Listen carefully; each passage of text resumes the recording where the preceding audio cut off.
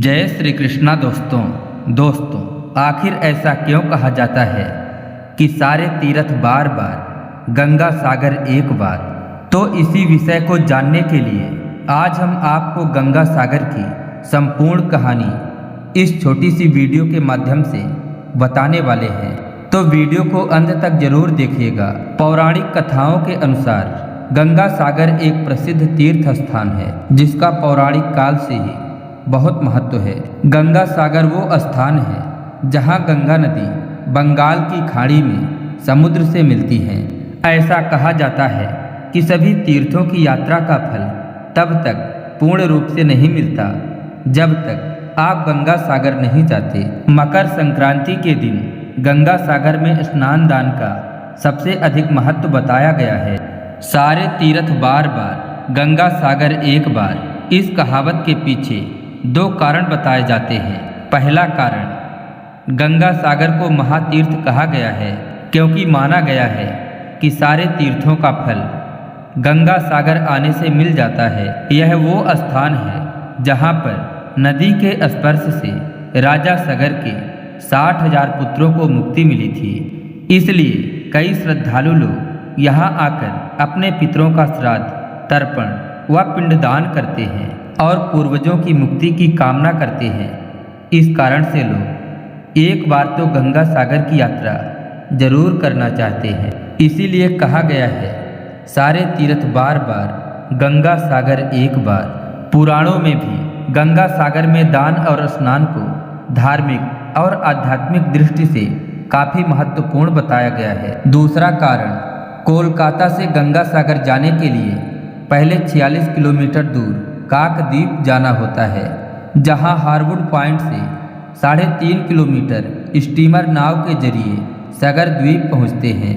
इसके बाद सगर द्वीप पर 32 किलोमीटर यात्रा करने के बाद गंगा सागर तीर्थ आता है। पुराने समय में यह यात्रा बहुत ही ज़्यादा कठिन थी। कई दिन की यात्रा के बाद लोग गंगा सागर पहुंच पाते थे।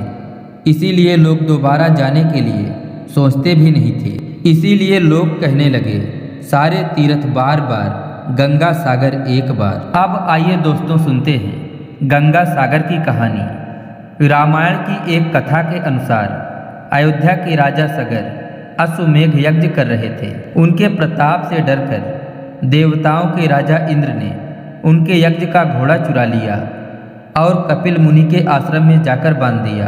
राजा सगर की 2 रानियां थीं, केसनी और सुमति। केसनी का एक पुत्र था जिसका नाम था असमंजस और सुमति के 60,000 पुत्र पैदा हुए। असमंजस बहुत उद्दंड था और प्रजा के लोगों को बहुत कष्ट देता था। इसलिए राजा सगर ने उसे अयोध्या राज्य से निकाल दिए। यज्ञ का घोड़ा चोरी हो जाने के बाद सगर बहुत अधिक चिंतित हुए क्योंकि यज्ञ पूरा होने के लिए घोड़ा मिलना जरूरी था। राजा सगर ने अपने 60,000 पुत्रों को घोड़ा खोजने के लिए भेजा। घोड़ा खोजते हुए राजा सगर के वे सभी पुत्र कपिल मुनि के आश्रम पहुंच गए और घोड़े को वहां बंधा देखकर उन्होंने कपिल मुनि को चोर समझा। कपिल मुनि भगवान विष्णु के अंशावतार थे जिन्होंने कर्दम ऋषि के पुत्र के रूप में जन्म लिया था। राजा सगर के पुत्र कपिल मुनि के बारे में नहीं जानते थे और उन्होंने कपिल मुनि का काफी अपमान कर दिया। इस अपमान से क्रोधित होकर कपिल मुनि ने राजा सगर के पुत्रों को श्राप दे दिया कि तुम सभी अभी भस्म हो जाओ। मुनि के श्राप देते ही तुरंत राजा सगर के 60,000 पुत्र वहीं पर भस्म हो गए। जब काफी समय के बाद राजा सगर के पुत्र वापस नहीं आए तो उन्होंने अपने पौत्र अंशुमान, जो कि असमंजस का पुत्र था, उन्हें अपने चाचाओं का पता लगाने के लिए भेजा। अंशुमान भी खोजते खोजते कपिल मुनि के आश्रम पहुंच गया। वहां उसने यज्ञ का घोड़ा और हजारों की संख्या में अस्थि पिंजर और राख देखी तो वह समझ गया कि क्या हुआ होगा। अंशुमान ने कपिल मुनि की स्तुति की और कृपा की प्रार्थना की। तब कपिल मुनि ने प्रसन्न होकर आंखें खोली। उन्होंने अंशुमान को यज्ञ का घोड़ा ले जाने दिया और बताया कि अगर राजा सगर का कोई वंशज उस स्थान पर गंगा जी को ले आए तो उनके चाचाओं को मोक्ष मिल जाएगा। अंशुमान घोड़ा लेकर वापस आ गया और राजा सगर ने यज्ञ पूरा किया। राजा सगर ने अगले 30,000 वर्षों तक राज्य किया। फिर वे अंशुमान को राज्य सौंपकर स्वर्ग सिधार गए। अंशुमान ने गंगा जी को पृथ्वी पर लाने का बहुत प्रयास किया, लेकिन वो अपने पूरे जीवन में सफल नहीं हो पाए।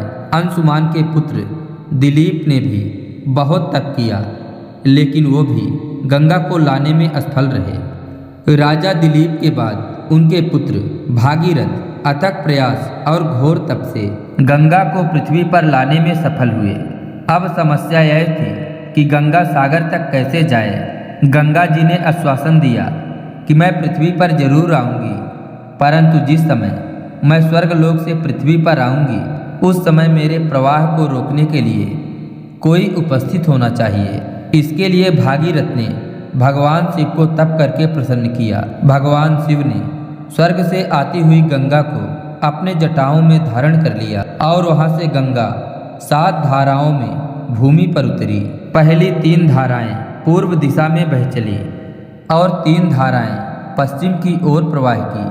7वां प्रवाह भागीरथ के बताए रास्ते पर चल पड़ा और आगे आगे भागीरथ चलते गए। चलते चलते भागीरथ उस स्थान पर पहुँचे जहाँ उनके पूर्वज भस्म हो गए थे।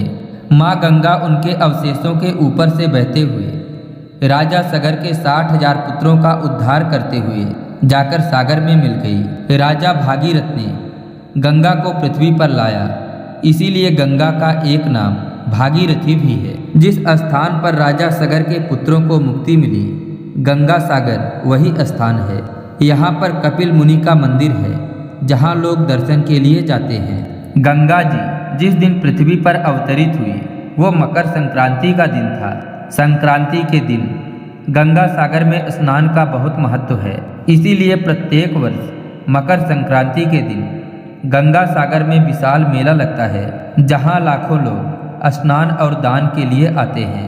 गंगा सागर का मेला 5 दिन तक चलता है। इस दौरान तीर्थयात्री लोग मुंडन, श्राद्ध, पिंडदान और समुद्र में पितरों को जल अर्पित करते हैं। गंगा सागर में कपिल मुनि का प्राचीन मंदिर था जो समुद्र में समा गया। सन 1973 में यहाँ कपिल मुनि का नया मंदिर बना है जहाँ श्रद्धालु और तीर्थयात्री दर्शन के लिए जाते हैं। दोस्तों, आशा करते हैं यह जानकारी और कहानी आपको पसंद आई होगी। इसी तरह अनेकों धार्मिक, पौराणिक एवं ज्ञानवर्धक कहानियों को सुनने के लिए ज्ञान सारांश यूट्यूब चैनल को सब्सक्राइब कर लीजिए तथा कमेंट बॉक्स में लिख दीजिए जय गंगा मैया।